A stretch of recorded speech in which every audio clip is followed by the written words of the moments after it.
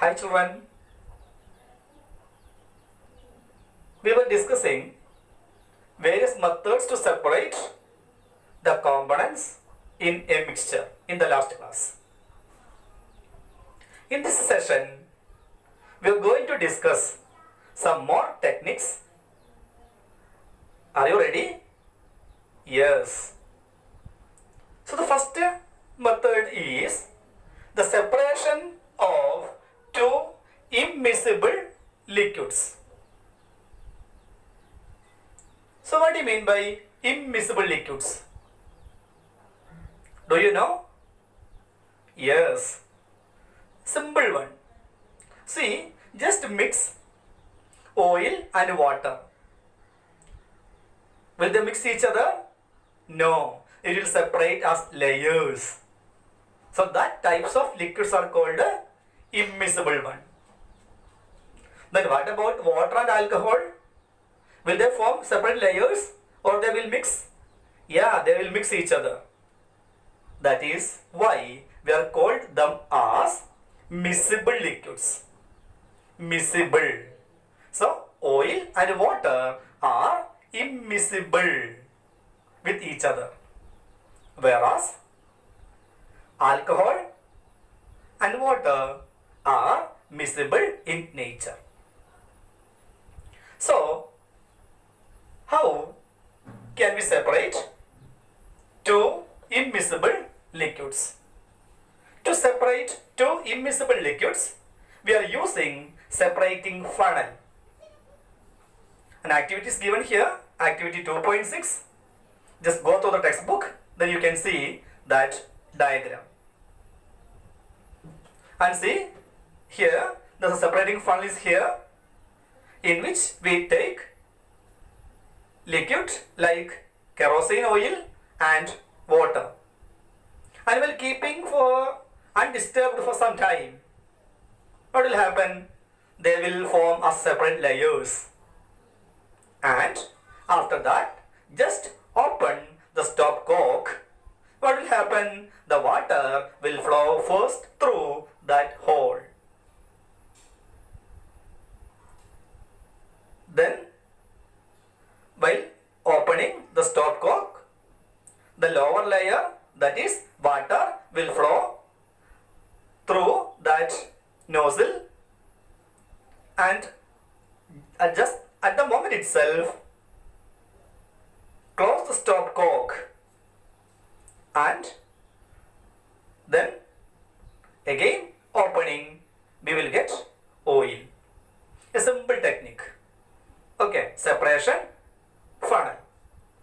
So, separation funnel is used to separate two immiscible liquids.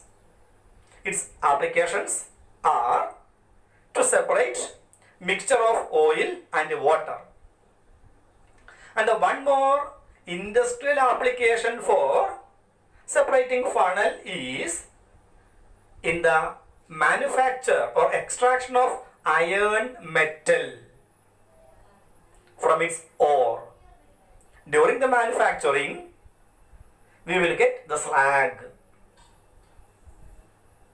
From the slag, we can separate the molten iron at the bottom of the furnace, that you will study in your higher classes.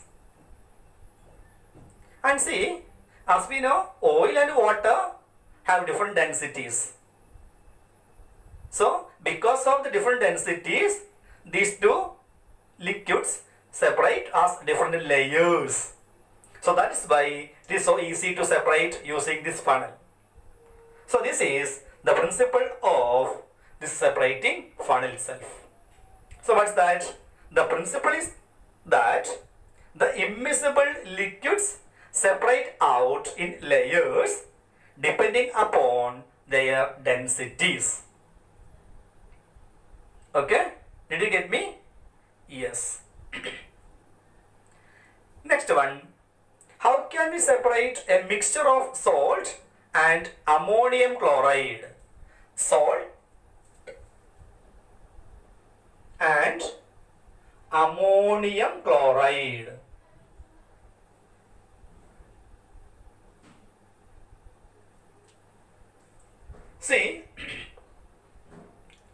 In the first chapter itself, we have discussed that ammonium chloride is a sublimable substance. Sublimable, that means it undergoes sublimation. What is sublimation? Yeah, that is sublimation means the change in the solid state into gaseous state without change into liquids. The direct conversion of a solid to gas is called sublimation. And what about salt? Salt, as we know, it is non-sublimable in nature. Non-sublimable in nature. So, sublimable material can be separated from non-sublimable substance by means of sublimation itself, no doubt. So, the process is called sublimation. So, to carry out this sublimation process, an activity is given here. That is, just take a watch glass in which take a mixture of ammonium chloride and salt and cover the watch glass using a funnel, and at the top of the funnel let us place some cotton, and while heating the watch glass, what can we see? That is ammonium chloride. Since it is sublimable in nature, it will change to gas and will form at the cotton plug. Then by smelling the cotton plug, you will get the smell of ammonia. Smell of ammonia. Salt exists in the watch glass itself. Why? Because it is non-sublimable in nature. So, sublimable ammonium chloride undergoes sublimation very easily. So, the mixtures containing a sublimable volatile component from non-sublimable impurity, we are always using the method called sublimation. Okay? Yes. Did you get me? Okay, very good. So, we already discussed two methods. First one, to separate two immiscible liquids. For that we use separating funnel. Secondly, salt and ammonium chloride. One is a sublimable one, second one is a non-sublimable one. So, it is easy to separate using the method called sublimation. The next one, is the dye in the black ink a single color? Let us check. For that, let us do another activity. Activity 2.7. Take a thin strip of filter paper. A thin strip of filter paper. A thin strip of filter paper. Draw a line on it using a pencil approximately 3 cm above the lower edge. A drop of ink from a fountain pen at the center of the line. At the center of the line. Lower the filter paper into a jar containing water so that the drop of ink on the paper is just above the water level. And leave it undisturbed. Once again, take a thin strip of filter paper and draw a line above 3 cm from the lower edge. Put a small drop of ink from a fountain pen at the middle of that line. Then put that paper into a jar containing water and keep it for some time undisturbed. Then what can you observe? As we know, the ink here we used has water as the solvent and the dye is soluble in it.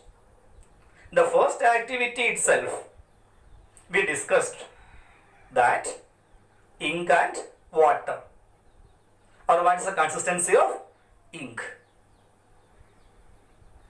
So, as the water rises the filter paper, it takes along with it the dye particles, the colored particles.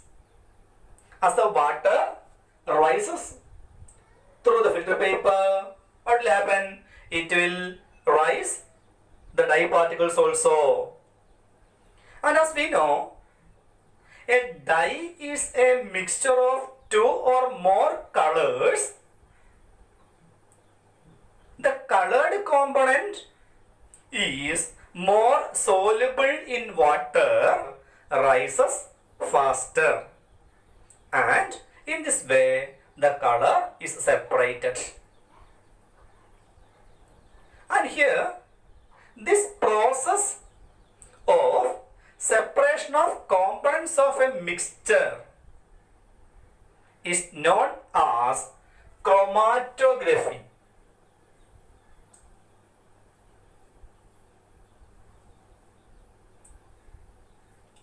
Chromatography. See, chroma in Greek meaning color. So the technique was first used to separate colors. That is why we use the term chromatography. So chromatography is the technique used for the separation of those solutes that dissolve in the same solvent. A solute should be dissolved in the same solvent. Then that types of mixtures can be separated by using the method called chromatography. And see, the chromatography techniques are of various types. Paper chromatography, thin layer chromatography, column chromatography, etc. that you will study in your higher studies. Okay. So, what are the applications of chromatography? First one, to separate colors in a dye. Second one, pigment from the natural colors. Then, drugs from blood. Okay? Once again, what is chromatography? Chromatography process can be used to separate the components of a mixture. How? That is, if the solutes that dissolve in the same solvent, then we use the term chromatography. We discussed three methods. So let us conclude the class by reviving the topics. Three methods. First one, how can we separate immiscible liquids? It can be separated by using separation funnel. Second one, separating salt and ammonium chloride. As we know, salt is a non-sublimable one, whereas ammonium chloride is a sublimable component. So non-sublimable and sublimable can be easily separated by a method called sublimation. And third one, the separation of colors in a dye by using chromatography. Okay? Thank you.